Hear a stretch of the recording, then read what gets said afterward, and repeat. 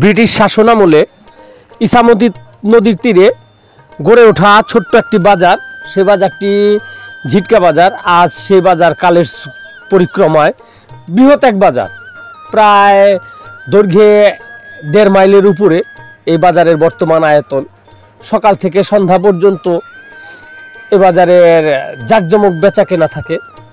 এ বাজার মানিকগঞ্জ জেলার অর্থনীতির এক প্রাণকেন্দ্র বলতে পারেন, কারণ এখান থেকে মরিচের যেমন সিজনাল মরিচ সেটা সারা বাংলাদেশে সেটার যেমন সুনাম রয়েছে, তেমনি ঝিটকার পেঁয়াজের রয়েছে প্রচুর সুনাম, এবং এখানে প্রচুর পরিমাণে ভুট্টা ওঠে।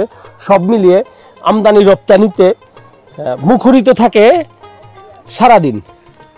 জেলার প্রায় সব প্রান্ত থেকেই এখানে লোকজন ছুটে আসে, প্লাস পাশের ঢাকা জেলা, এক সময় আমরা যখন ঢাকা জেলার অন্তর্ভুক্ত ছিলাম তখনই এই বাজারটা গড়ে উঠেছে, যার ফলে তৎকালীন সময়ে ঢাকা জেলার ভিতরে অন্যতম একটি বাজার ছিল।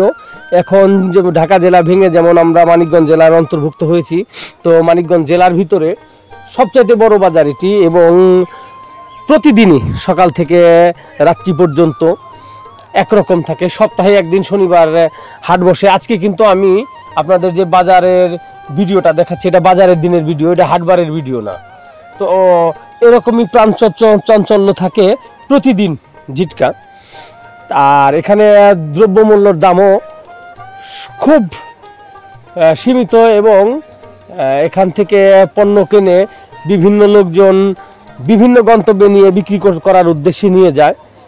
আর সরাসরি প্রান্তিক কৃষকদের যে কাছ থেকে যে কোনো পণ্য কিনতে পারবেন। মধ্যভোগী বা আড়তদার বলে এখানে তেমন কিছু নেই।